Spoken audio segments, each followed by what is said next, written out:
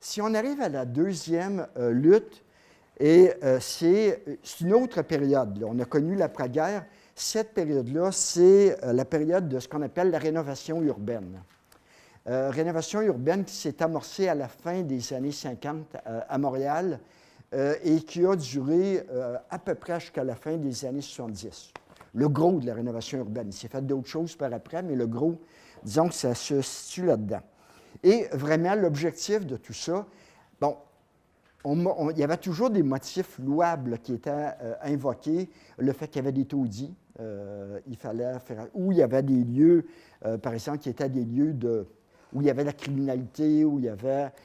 tu voulais faire un certain nettoyage de ça. Donc, c'était toujours... On faisait ça au nom du progrès, la rénovation urbaine. Sauf que le but véritable de tout ça, c'est que de faire en sorte d'adapter les villes, comme celle de Montréal, aux réalités, aux besoins du capitalisme moderne. Il y a eu une très grosse évolution qui s'est déroulée, entre autres, dans les années 60, où les choses sont allées très rapidement, le développement de l'État notamment. Et du point de vue de Montréal, bien, ce que ça l'a entraîné, c'est le fait que le centre-ville s'est vraiment développé, qu'il y a eu la construction de grosses tours à bureaux du gouvernement. On peut penser, par exemple, à la tour de Radio-Canada, qui ne sera plus bientôt la tour de Radio-Canada, mais pour lequel on a démoli 800 logements à l'époque. Des complexes hôteliers, celui de la lutte dont on va parler, c'est pour un complexe hôtelier, notamment, qui était de Concordia Estate. L'élargissement de rues qui deviennent des boulevards, c'est le cas, par exemple, de René Lévesque. La multiplication de terrains de stationnement. C'est un peu tout ça, la rénovation urbaine. Et les conséquences ont été dramatiques. Tu as des quartiers complexes qui sont disparus. Ce qu'on appelait à l'époque, bien, ça c'est à cause de Radio-Canada, mais ce qu'on appelait à l'époque le faubourg Amlas, bien, ça l'a disparu. Il y a le Red Light, c'était justement un des coins là, où on parlait de criminalité, de jeux, de ces choses-là. Le Red Light a été démoli, remplacé en partie par les habitations Jeanne-Mance, qui est le premier HLM qui s'est fait.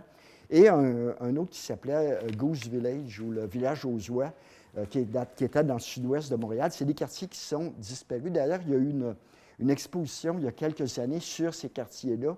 Et il y a un livre qui en est sorti qui est super intéressant, là, parce que tu vois justement ce qui était à ces quartiers-là auparavant et ce qui sont plus maintenant. Et l'autre chose, évidemment, bien, quand tu détruis des quartiers, ça veut dire en termes de logement, des pertes de logement. Et dans ce cas-là, juste entre 1957 et 1974, ça a continué par après, mais il y a eu 28 000 logements démolis à Montréal. C'est quand même pas rien, là, 28 000 logements démolis. Puis ça, c'est sans parler des petits commerces, des choses comme ça, là, mais juste en termes de logement. Et toute cette opération-là, bien, comme il se devait, bien, ça a été accompagné de spéculation foncière. Il y a des gens qui profitaient de cette situation-là parce que le terrain valait plus que la bâtisse qui était construite dessus. Fait que là, évidemment, tu spécules sur la valeur foncière de ton terrain. Et ben, dans certains cas, non seulement on spéculait, non seulement on faisait en sorte que les gens soient évincés, que les maisons soient démolies, mais dans certains cas, ben, on a accéléré le processus en mettant le feu. Il y a eu toute une vague d'incendies dans ces années-là, notamment sur le plateau, à l'ouest du plateau Mont-Royal. Et c'est là que j'arrive. Vous voyez, ça, c'est une de ces nombreuses démolitions-là. Celle-là, c'est sur la rue Saint-Norbert, dans ce qui s'appelle maintenant le plateau Mont-Royal. On va y revenir un petit peu plus loin. Et dans ce cadre-là, dans tout ce cadre-là de la rénovation urbaine, il est apparu un énorme projet immobilier qui était le projet immobilier qui s'appelait la Cité Concordia, qui est dans ce qu'on appelle Milton Park maintenant, ou en partie le McGill-Ghetto, une partie du McGill-Ghetto. Et c'était un immense projet qui devait entraîner la démolition de 800 logements. Et on parle de 800 logements, c'était des logements à bas loyer, mais construites dans l'architecture de la majorité, de la grande majorité de ces logements-là, était vraiment une très belle architecture. Ça avait été habité à l'origine par des familles plus bourgeoises. Ça avait changé, mais tu parlais d'édifices à logement qui avaient vraiment des très grosses valeurs patrimoniales. Là. Tu parlais de maisons victoriennes. Et on voit le projet. Vous voyez que c'est ce personnage-là au centre, pour ceux qui ne le connaissent pas, c'était Robert Bourassa, qui était le premier ministre du Québec. C'est quand même pas rien. Le premier ministre du Québec vient faire l'annonce d'un projet privé impliquant la démolition de 800 logements. Et là, il y a une lutte qui s'est organisée par un comité de citoyens qui s'est formé en 1968, qui était le comité de citoyens de Milton Park, qui a voulu empêcher la démolition de tout ce quartier-là, évidemment la démolition des 800 logements.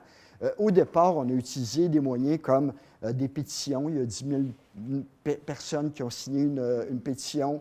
On a organisé des manifestations à l'hôtel de ville. On a organisé ce type d'action-là, des assemblées publiques. Mais tout ça, ça n'a pas été suffisant dans un premier temps. Et les gens qui étaient là au départ se sont un peu épuisés. Il y a d'autres gens qui sont apparus dans le décor pour la suite de la lutte, notamment quelqu'un dont vous avez peut-être entendu le nom, qui s'appelle Lucia Kovalok. Lucia Kovalok qui est quelqu'un qui est très connu dans tout le milieu, dans la protection patrimoniale. Et quelqu'un comme Phyllis Lambert aussi, qui est évidemment plus connu, qui était plus philanthrope. Là, la lutte s'est transformée. Il y a eu ça, c'était dans la première phase, manifestation contre ces projets de démolition-là. Fête de rue, c'était une des formes que prenait la lutte. Et à un moment donné, en 1972, on s'est dit, on va faire plus que ça, on va occuper nos logements. Et il y a effectivement eu les logements qui étaient menacés dans les médias. Donc, on parle d'à peu près 200 logements. Il y a eu une occupation qui a duré quelques jours, sauf que déjà, les bâtisses étaient vacantes et à un moment donné, on a commencé la démolition de ces bâtisses-là, de telle sorte que les gens se sont dit, ça mène à nulle part notre affaire. Et ils sont allés occuper le bureau du promoteur, donc le bureau des promoteurs de Concordia. Et là, dans ce cas-là, ça a eu un résultat très concret, c'est qu'ils se sont fait arrêter toute la gang. Non seulement les gens qui participaient à l'élection, mais les gens qui étaient venus observer, ils ont vraiment fait une rafle. Il y a une cinquantaine de personnes qui ont été arrêtées. Et on voit ces arrestations-là. Vous voyez que c'est vraiment l'allure de l'époque. Hein? Bon, c'est vraiment années 70. Et malheureusement, ça n'a pas empêché la démolition de ces 200 logements-là. Suite à ça, la majorité des gens qui étaient impliqués là-dedans se sont vraiment démotivés. Ils ont dit, il n'y a plus rien à faire, on est condamnés, les 600 autres logements vont y passer, c'est fini cette lutte-là. Il y a vraiment eu un gros découragement. Sauf qu'il y a des gens comme Lucia Kovalok, justement, qui ont dit, on va continuer à faire des choses. La construction de ce qui était la tour de l'hôtel La Cité, qui était là pendant des années. Maintenant, c'est une résidence étudiante. C'est curieux, le retour des choses. Mais tout ça, ça entraînait des inconvénients pour le voisinage. Et là, à un moment donné, notamment une grosse augmentation de la circulation automobile. Et là, les gens ont formé des comités de rue pour protester, pour faire en sorte qu'on contrôle mieux la circulation automobile, pour qu'il n'y ait pas tous ces inconvénients-là. Et ça fait en sorte qu'il y a toujours un noyau qui est resté actif. Et ça a pris quand même beaucoup de temps. Mais au bout de ça, en 1977, les promoteurs, le contexte économique avait changé. La Ville de Montréal, à force de pression des comités de citoyens, a adopté une réglementation qui empêchait qu'il y ait de nouvelles constructions en hauteur. Donc, la nouvelle phase ne pouvait pas se faire comme le promoteur la voulait. Lui-même, il y avait de moins en moins d'argent, puis on peut penser qu'il avait beaucoup bluffé sur les sommes dont il disposait. Ça a fait en sorte qu'à un moment donné, il y a eu ça à faire, de dire, pourquoi vous ne les rachetez pas? Pourquoi vous n'achetez pas les maisons? Et c'est, suite à d'autres pressions, on a réussi à convaincre la Société canadienne d'hypothèques et de logement de racheter tous ces immeubles-là pour éventuellement qu'ils soient transformés en coopératives d'habitation. Tout ça, là, on parle déjà Ça fait déjà plus de 10 ans, à peu près 12 ans que cette bataille-là dure. Et là, tu te dis, bon, là, c'est terminé quand même. Ça va être transformé en coopérative d'habitation. Non, ça a pris 7 autres années de lutte et d'efforts pour que ça se fasse pour vrai. Parce que, d'abord, on ne voulait pas assurer aux locataires qui demeuraient dans ces bâtisses-là qu'ils allaient avoir un loyer qui correspond à ce qu'ils payaient auparavant. On ne voulait pas. Donc, les gens étaient obligés de payer des loyers beaucoup plus élevés, faisant en sorte qu'ils auraient été obligés, pour une bonne partie d'eux autres, de déménager. Donc, il y a eu une très longue lutte pour convaincre la Société canadienne d'hypothèques et de logement d'assurer des droits acquis. Et après ça, il y a eu toute une lutte pour faire en sorte qu'il y ait une loi qui soit adoptée, pour faire en sorte que ça demeure, c'est tout cet ensemble-là, que ça demeure propriété collective, que jamais personne puisse en vendre des parties, et qu'il y ait toujours une place pour les gens à faible revenu. Et tout ça, ça a donné quelque chose qui s'appelle maintenant... Oups. Ah! Et ça a donné maintenant quelque chose qui s'appelle la communauté Milton Park. La communauté Milton Park, c'est maintenant c'est 16 coopératives d'habitation, parce qu'évidemment, ça n'a pas été une seule coopérative d'habitation pour 600 logements. 6 organismes sans but lucratif en habitation, des OSBL. Au total, c'est 616 logements et c'est une communauté de 1500 personnes. Et c'est le plus gros ensemble de ce type-là, communautaire, dans l'ensemble du Canada et peut-être même d'Amérique du Nord. Ça, c'est des fêtes comme ils organisent à chaque année pour les résidents. Lucia Covaloc, c'est celle qui est justement ici.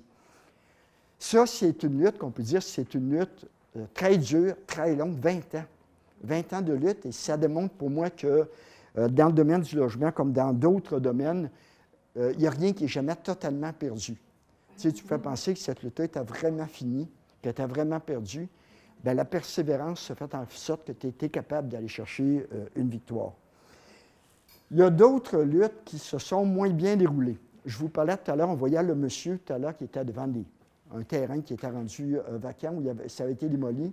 Il y avait une petite rue juste en haut d'Ontario, tout près du cégep du Vieux Montréal, qui s'appelle la rue Saint-Norbert, mais auparavant, maintenant, c'est des condos qui sont là, mais à l'époque, c'était ces maisons-là. C'est une rue très typique, la rue Saint-Norbert. Et là, on a décidé, et dans ce cas-là, ce n'est pas un promoteur privé, c'est la Ville de Montréal qui a décidé de démolir ce bout de quartier-là pour faire une cour de voirie, un endroit pour mettre ses équipements de voirie. Alors qu'il y avait beaucoup de terrains libres à Montréal, qu'il y avait beaucoup de terrains de stationnement, notamment qui auraient pu être utilisés à ces fins-là, bien, on a décidé de démolir ce coin de quartier-là à la place. Et il y a eu, dans ce cas-là, une résistance beaucoup plus courte.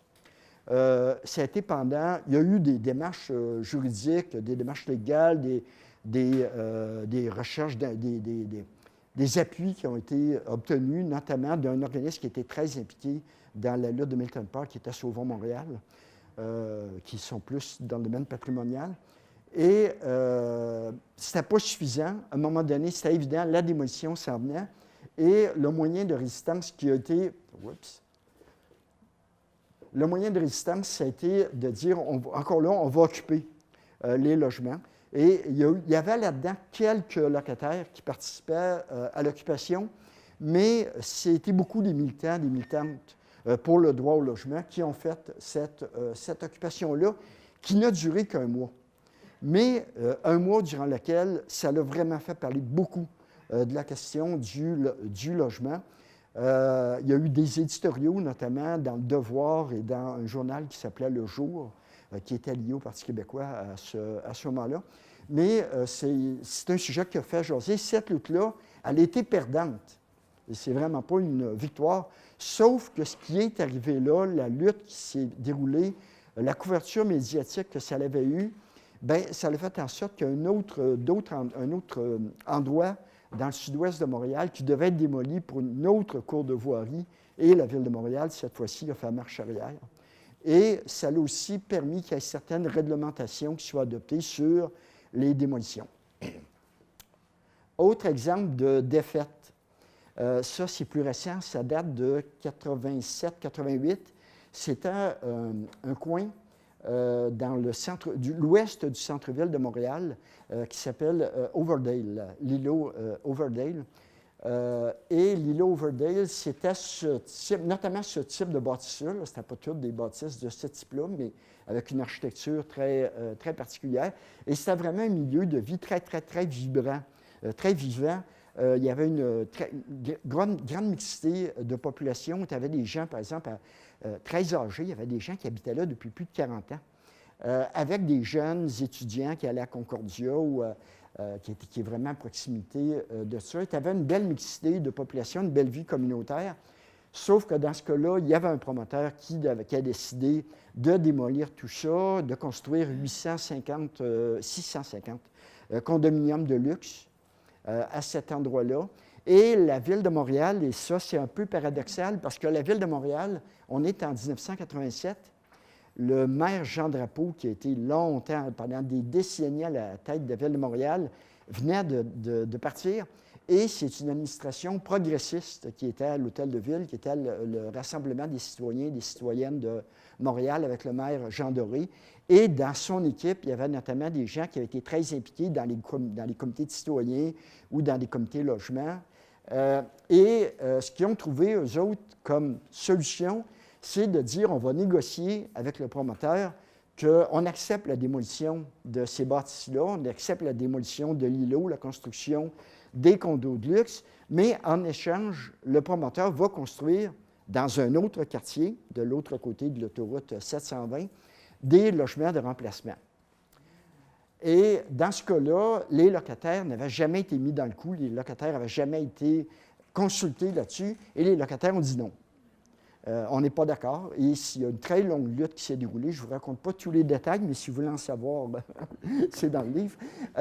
Mais toujours est-il que malheureusement, là aussi, il y a eu plusieurs actions qui se sont menées, beaucoup d'actions légales, beaucoup de manifestations à l'Hôtel de Ville. Il n'y a pas une réunion du conseil municipal qui se passait sans qu'il y ait une manifestation à la porte. Et la manifestation à la porte, invariablement, se terminait à l'intérieur de l'Hôtel de Ville. C'était un scénario qui s'est fait pendant des mois. Cette lutte-là a duré tout près de 2 ans. Et à un moment donné, les locataires ont décidé de résister de façon non violente, mais de résister à leur éviction. Et ça l'a donné notamment une scène comme celle-là où tu as des locataires qui se font arrêter par la police. Il y a eu plus d'une trentaine d'arrestations qui se sont déroulées à différents moments dans cette lutte-là. Sauf que ça a été une défaite, mais qui, là aussi, a eu des répercussions positives. La Ville voulait faire la même chose, le même type d'entente avec un autre promoteur sur un autre îlot, celui-là qui est situé à côté du Centre des congrès de Montréal, qui s'appelle l'îlot Anderson. Et quand les mêmes acteurs d'Overdale se sont pointés en disant « Non, cette fois-ci, vous ne ferez pas ça », bien, ils ont fait marche arrière. Et maintenant, c'est l'îlot Anderson, c'est devenu une coopérative d'habitation. C'est cette lutte-là sur la question. Ces 3 exemples-là, il y aurait pu en avoir beaucoup plus. Entre autres, il y en a un dans Côte-des-Neiges, ici, sur la rue Lacombe, une des premières coopératives d'habitation. Je pense que c'est vraiment une des premières de Montréal qui s'est faite. Là aussi, ça a été suite à une lutte menée par des comités. Mais toujours est-il, ça démontre pour moi ce qui se passait à cette époque-là, autant la manière dont on a développé la ville avec la rénovation urbaine que l'influence que les comités de citoyens et citoyennes, les premières associations de locataires ont pu avoir, à tout le moins dans une partie de ces cas-là. J'arrive à une autre période. On a passé l'après-guerre, on a passé les années 70, 70. J'arrive à une lutte qui n'est pas terminée, qui se continue toujours, mais qui a commencé vraiment au tout début des années 80. C'est la lutte pour le logement social. Auparavant, avant les années, parce qu'on parlait tout à l'heure de coopératives d'habitation qui se sont faites, puis il y a bien d'autres exemples, le logement social, ça se résumait beaucoup au HLM que les gouvernements décidaient de construire pour réparer une partie des dommages qu'ils avaient causés, mais sans que ce soit une demande populaire nécessairement. Ce n'était pas l'objet de lutte. Et, par contre, ce qui était vraiment l'objet de lutte, c'est les coopératives d'habitation que tu opposais là, à des projets de démolition, comme c'est arrivé dans le cas de Milton Park. Mais d'avoir de lutte sur le logement social en général pour réclamer des logements sociaux, pour réclamer des logements sociaux sur des sites précis, c'est une chose qui n'existait pas avant le début des années 80. Et je dis début des années 80 parce que le FRAPRU, où moi j'étais, c'est à un moment donné, en 81, le FRAPRU avait été formé justement contre toute la rénovation urbaine, puis la suite de la rénovation urbaine qui était de rénover les bâtiments, d'améliorer les quartiers, mais avec le fait que les gens qui demeuraient là étaient là aussi obligés de déménager. Le FRAPRU a été formé en 1978. Et en 81, il s'est dit, c'est quoi le meilleur moyen d'assurer que les gens à faible revenu aient leur place dans les centres-villes? Et c'est là que la question du logement social est apparue. Et en même temps que le FRAPRU prenait cette décision-là, il y a une lutte locale qui s'amorçait. Vous allez voir qu'il y a quand même beaucoup de choses à voir avec une lutte qui se déroule ici dans le quartier, qui est celle sur Blue Bonnet. Parce que là, tu te retrouves avec un énorme terrain qui appartenait au CPR. Le CPR, c'est le Canadian Pacific Railway, qui faisait des locomotives. C'était des usines de fabrication de locomotives qui ont été des usines d'armement durant les guerres aussi, où il y a des milliers de personnes qui travaillaient, sauf que l'industrie du train a périclité, que les usines, il y avait de moins en moins de gens qui travaillaient là. Et là, ils ont décidé qu'ils allaient fermer une partie des usines de ce... Le terrain des usines Angus, en gros, c'est le terrain qui se situe entre le quartier Rosemont, Hochelaga-Maisonneuve et le plateau Mont-Royal. Et on parle vraiment d'un énorme terrain, moins gros que Blue Bonnet, mais vraiment très, très gros. Et c'est ça, eux autres décident, le Canadien Pacifique, qui veut qu'il se fasse d'autres types de développement là. Et la première idée qui vient au Canadien Pacifique, vous voyez, on voit une partie du terrain, tu vois, les bâtiments qui sont, pour une partie, sont toujours là aujourd'hui avec d'autres vocations. Mais la première idée qu'ils ont, c'est de faire un centre d'achat. Et l'idée, c'était de faire le plus gros centre d'achat au Québec sur ce terrain-là, avec autour des constructions, mais des constructions où le loyer sera plutôt élevé ou des condominiums qui se feraient à ce lieu-là. Et là, la bataille s'est menée. Elle s'est menée d'abord par des groupes citoyens, mais avec une participation vraiment très forte des marchands, des rues commerciales environnantes. Là, on parle de la rue Masson, qui est dans Rosemont, de la rue Ontario, dans Hochelaga-Maisonneuve, et de la rue Mont-Royal. Où là, les commerçants ont dit, ça ne marche pas, ce truc-là, vous allez tuer nos commerces avec ce centre d'achat-là. Et là, ça a donné une drôle d'union, où, effectivement, les groupes citoyens et les commerçants se retrouvaient à travailler de pair. Les choses ont changé parce qu'à un moment donné, le gouvernement du Québec, suite aux pressions, c'était le gouvernement Lévesque à ce moment-là, qui était au pouvoir, a décidé d'acquérir toute la partie du site qui avait été libérée des bâtiments qui étaient là auparavant et de dire c'est du logement qui va se faire ici. Mais sans dire ces logements-là, ils allaient être pour qui? Ça allait-tu être pour la population des quartiers environnants ou ça allait être pour une autre population? C'est pas clair. C'est clair maintenant que ce site-là ne servirait pas à un centre commercial et que ça allait servir à du résidentiel, mais quel genre de résidentiel? Et c'est là qu'il y a un comité qui est le comité Logement Rosemont, qui avait été fondé quelques années auparavant, a pris le leadership de la lutte et qui a organisé la lutte. Entre autres, et c'est vraiment une des forces de cette lutte-là, c'est d'avoir été chercher l'unité la plus large possible, de vraiment avoir fait une lutte rassembleuse dans laquelle beaucoup d'intervenants pouvaient se retrouver, sauf les marchands. Parce que là, les marchands, eux autres, ils disaient, nous autres, on ne voulait pas de ce centre commercial-là, mais qui viennent du monde qui ont de l'argent sur ce terrain-là pour venir acheter dans nos commerces, bien là, on n'est pas contre. Et là, les alliés d'hier se sont retrouvés les antagonistes du reste de la lutte. Et il y a donc eu une lutte qui s'est organisée. À l'origine, c'était 2200 logements qui devaient se faire sur ce site-là, donc c'est quand même énorme. Et on a dit, le mot d'ordre, c'est-à-dire qu'on veut que ces logements-là soient pour nous autres et que ce soit du logement social. À l'origine, on parlait plus de HLM et de coopératives d'habitation. il y a eu toutes sortes de moyens qui ont été utilisés, notamment parmi les moyens utilisés, on organisait des assemblées publiques où on invitait des élus du quartier. Notamment, dans ce cas-ci, c'était le député péquiste Gilbert Paquette, ministre à ce moment-là, je pense, qui avait été invité c'était le député de Rosemont, qui avait été invité à participer à cette assemblée-là. À chaque fois, on lui disait, bien là, allez-vous signer notre pétition, des choses comme ça. Là, c'était toujours, quand on invitait les politiciens, c'était pour les obliger à faire quelque chose. Ou essayer de les obliger à faire quelque chose. Et il y a eu aussi une chose qui a été gagnée, ça c'était vraiment une première, parce que cette lutte-là a commencé en 1977 pour l'opposition à la question du centre d'achat, mais après ça, dans les années 80, qu'elle s'est menée sur le logement. Et il y a une chose qui n'existait pas sur le régime Drapeau, sur le régime de Jean Drapeau, c'est des consultations publiques. Ça ne faisait pas partie de son vocabulaire et encore moins de ses pratiques. Tu ne consultes pas la population. Toi, tu sais ce qui est bon pour la population et tu le fais. Et c'était la manière de gouverner de Jean Drapeau, mais ils ont réussi à gagner par les pressions qui venaient vraiment de tous les milieux, dont notamment du Parti québécois.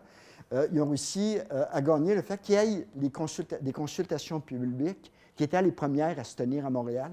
Il y a eu 2 phases de consultation publique qui se sont tenues où vraiment les citoyens et citoyennes étaient mobilisés très largement. Et il y avait beaucoup de mémoires qui étaient défendues par des organismes de tous les genres qui étaient en appui de ça. Ça, c'est le comité logement Rosemont avec quelqu'un qui s'est fait connaître par après en politique municipale, qui était maire de l'arrondissement de Rosemont, justement André Lavallée, qui était au comité logement Rosemont à ce moment-là. Avec les cheveux pas mal plus longs. Ça, c'était l'organisme qui était chargé des consultations, c'est pas juste des consultations, mais de voir ce qui allait arriver sur le site. Ça s'appelait la SOTAN, Société de développement d'Angus, et c'était le président de la commission qui était un commerçant lui-même, qui était vraiment passé de l'autre côté de la clôture. Et ça s'est étiré pendant 7 ans, cette lutte-là, sur le logement comme tel, là. Pour qui les logements? Mais toujours est-il que malgré le fait que les recommandations, malgré la volonté de la SOTAN de surtout développer du condominium, bien, finalement, il y a 40 de l'ensemble des logements qui se sont réalisés sur le site Angus, qui sont maintenant des coopératives d'habitation, des logements sans but lucratif ou des habitations à loyer modique. C'est 40 on parle d'à peu près 1000 logements qui ont été développés sous une forme ou une autre de logement social. C'était une des manifestations devant les commerçants, justement, parce que comme les commerçants étaient problématiques, je pense que c'était devant le local d'Alain Coury, son commerce.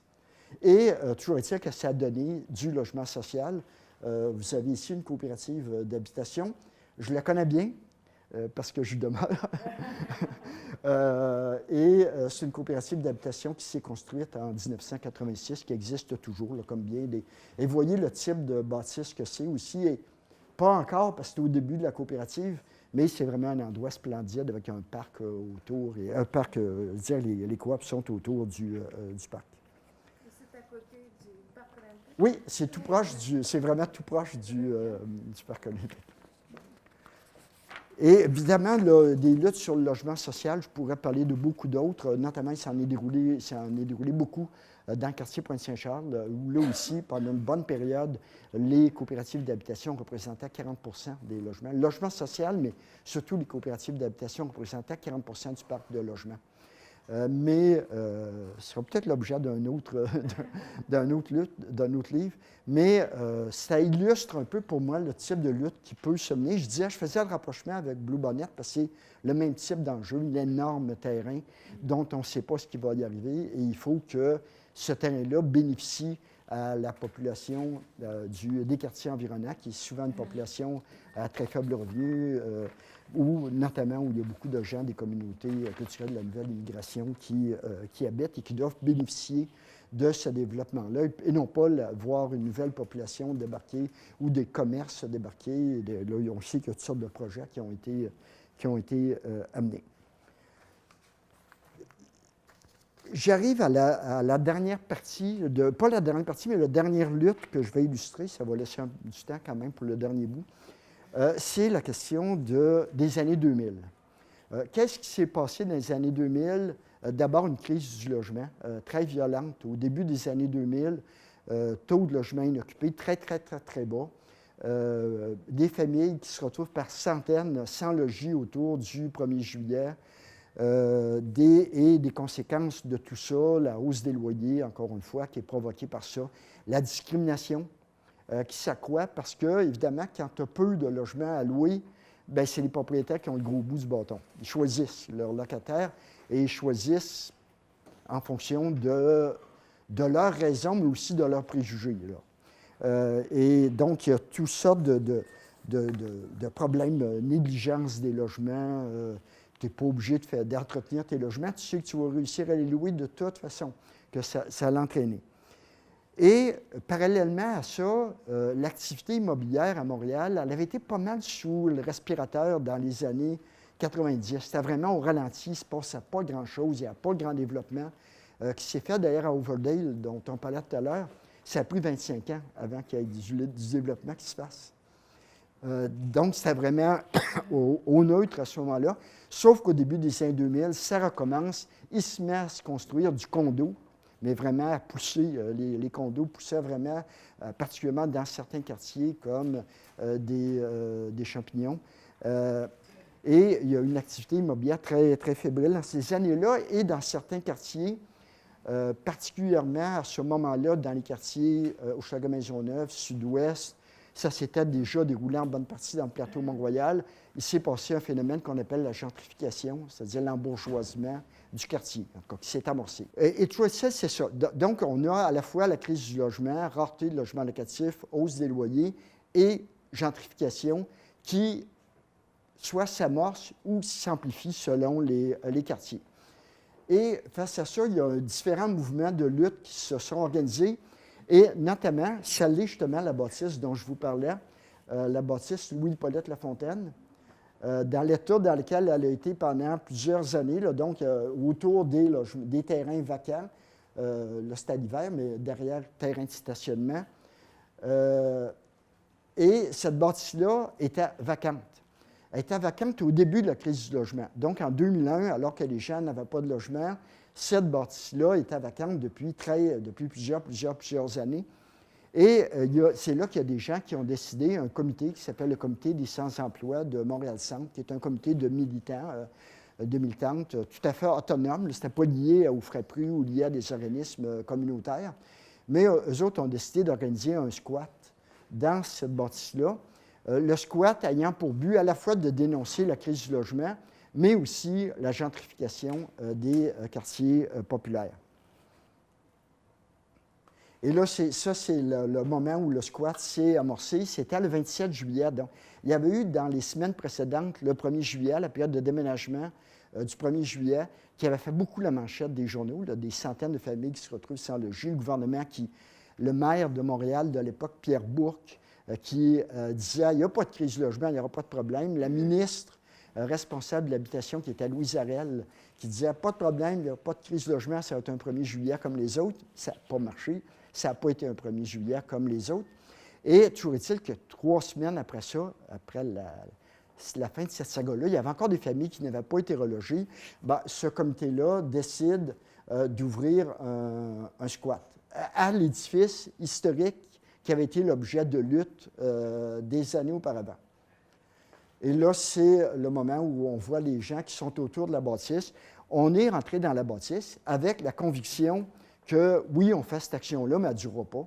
Le promoteur, le propriétaire des lieux, qui était le même propriétaire qui avait fait expulser les gens en 88, le propriétaire va demander notre expulsion, la police va intervenir, ça va faire jaser, mais ça va se terminer là. Or, surprise, ça a commencé un vendredi soir, la police n'intervient pas. Elle est nombreuse à être tout le tour. Tu es sûr qu'ils vont intervenir d'une minute à l'autre, mais elle n'intervient pas. Et il se passe plusieurs jours sans que la police intervienne. Et là, l'affaire, vraiment dans les journaux, dans les médias, la télévision, ça devient une grosse affaire. En lien justement avec le 1er juillet, puis tout ça. Donc, ça relance tout ce débat-là que Pierre Bourque aurait souhaité loin derrière lui. Et là, le promoteur revient parce qu'il était parti à l'extérieur du pays. Ça a été ça, la chance, le hasard. Et là, il revient, mais lui, il ne veut plus voir ça là. Mais Pierre Bourque dit non, je ne peux pas faire en sorte que ces gens-là se fassent évincer par la police, se fassent arrêter. Quelle image que je vais avoir après avoir dit qu'il n'y aurait pas de crise du logement? Il y en a une, qu'est-ce que je fais avec ça? Et Pierre Bourque décide, et ça, c'est vraiment une première, je ne sais pas s'il y a quelque part dans le monde ça s'est déjà passé, mais le maire de Montréal décide de négocier avec un groupe considéré comme illégal, qui sont rentrés par infraction dans une bâtisse, de négocier leur déménagement dans un autre édifice qui, celui-là, appartenait à la ville de Montréal, qui était le Centre Préfontaine. Ça, c'est toujours sur Overdale. Le Centre Préfontaine qui, lui aussi, a toute une histoire. Il a servi à des refuges dans les années 1930. Il a servi à des... vraiment toutes sortes de fins, mais toujours dans l'ordre communautaire ou dans l'ordre sanito-communautaire. Et cet édifice-là est vacant depuis plusieurs années. Il y avait eu un centre de désintoxication dans les dernières années. Et il décide de leur céder la bâtisse en disant, vous n'avez pas de loyer à payer, vous ne paierez pas l'électricité, parce qu'il fallait, eux autres, ils n'étaient pas prêts à quitter de bon gré la bâtisse où ils étaient. Il leur garantit tout ça, donc ils s'installent au Centre Préfontaine. Et là, cette action-là, qui devait durer initialement une soirée, peut-être avec la chance un bout de nuit, bien finalement, s'est étiré jusqu'au début octobre. Et sauf que ça se passait super bien à Overdale parce que les médias étaient très, très, très sympathiques. Les voisins étaient très, très, très sympathiques. Tout le monde venait pour apporter des choses parce qu'évidemment, tu parles d'une bâtisse qui n'était pas occupée depuis plus d'une décennie à aller porter de l'eau, à aller porter du manger, à aller porter des équipements. Ça se déroule super bien. Il arrive là, à cet endroit-là, et là, ça ne se passe pas bien. Les voisins des environs disent, ben non, on n'acceptera pas que ces gens-là viennent s'installer ici. On va avoir du trouble avec ça. C'est des jeunes marginaux. Donc, toute cette opposition-là, le maire Pierre Bourque, rapidement, se fait questionner là-dessus. Puis là, tu es à quelques mois des élections municipales. Et là, tu as celui qui aspirait au pouvoir, qui était Gérald Tremblay, qui les appelait les invités du maire, puis qui disait on encourage, le maire de Montréal encourage l'illégalité, et ça va mal. Mais il réussit quand même à se construire dans cet édifice-là. Je vous invite d'ailleurs, si vous avez l'occasion de voir, il existe un film qui a été réalisé là-dessus qui s'appelle Squat, d'une cinéaste qui est Ève Lamont, qui illustre bien tout ce qui s'est passé à cet endroit-là. Et on peut voir à la fois une communauté qui est en train de se construire. Je parle vraiment, dans la grande majorité des jeunes, de jeunes marginaux, jeunes sans-abri, mais aussi d'autres familles plus âgées, eux autres aussi sans logement, puis qui, pour eux autres, veulent construire un milieu de vie à cet endroit-là. C'est plus juste un geste de dénonciation politique, ils veulent autogérer leur milieu de vie. Mais bon, toujours est-il que les choses se corsent et qu'à un moment donné, le harcèlement devient quotidien, les services municipaux interviennent, les pompiers venaient à tous les jours, à tout bout de champ, l'alarme partait, les pompiers arrivaient. C'était rendu un mélodrame, il y a des gens qui venaient s'installer. C'est curieux, juste en face, c'est les usines Angus, la deuxième partie des usines Angus. Et là, tu as un centre commercial qui existe, c'est un Provigo maintenant, un gros supermarché, et tu as des plates-bandes d'herbe, et les gens venaient avec leurs chaises pliantes s'installer là-dessus pour rien rater de ce qui se passait là, puis de faire en sorte d'être là, surtout si les policiers étaient pour intervenir puis expulser ce gang-là, parce que c'était pas très favorable, ça allait amener toutes sortes d'échauffourées, et je vous passe les détails. Mais toujours est-il qu'à un moment donné, la Ville de Montréal décide que ça suffit, c'est fini, les policiers interviennent, on garoche tout le monde à la rue, et ça règle le cas. En tout cas, à leur avis, ça réglait le cas. Sauf que ça n'allait pas régler la crise du logement, et que cette action-là, qui a duré pendant plus de 2 mois, même si là encore, elle s'est soldée par une défaite, ils ont été expulsés. La bâtisse a été complètement évacuée, et éventuellement, il y a des condos qui sont construits en face de cet édifice-là, qui, eux, maintenant, Je pense qu'il sert à des fins de vente ou des choses comme ça, mais pas à d'autres fins que celle-là. Mais, donc, de fait, mais qui a eu des apports positifs parce que ça a contribué, avec la crise qui s'est déroulée autour du 1er juillet, à ce que le gouvernement du Québec augmente son financement pour du logement social. À l'origine, c'était 1 500 logements qu'on parlait par année. Là, on a monté la mise à 3 000. Et c'est resté grosso modo, là, il y a eu des hauts et des bas, mais grosso modo ça. Et on peut dire que cette action-là, même si ce n'était pas le but de l'organisme qui l'a organisé, ce n'était pas un groupe de revendication du logement social, mais malgré tout, ça l'a donné des résultats, contribué à des résultats positifs. Il y a d'autres, c'est Préfontaine, ça aussi. Préfontaine, toujours. La lutte contre la gentrification se poursuit, je vous disais tout à l'heure, surtout dans des quartiers comme Hochelaga, Maisonneuve, Saint-Henri.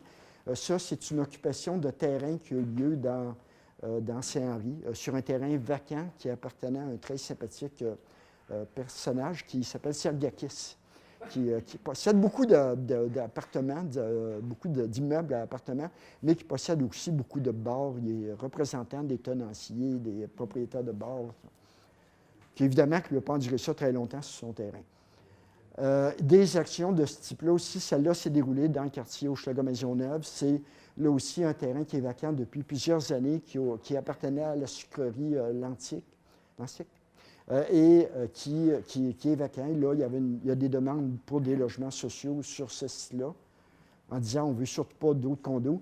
Il y a une très grosse ancienne usine sur les bords du canal de la Chine qui s'appelle la Canada Malting, sur laquelle il y a une lutte à l'heure actuelle qui est menée par des groupes communautaires de Saint-Henri pour faire en sorte que ça devienne des espaces sociaux, donc du logement social, mais aussi d'autres types d'utilisation communautaire, plutôt que des condos qui soient réalisés à cet endroit-là.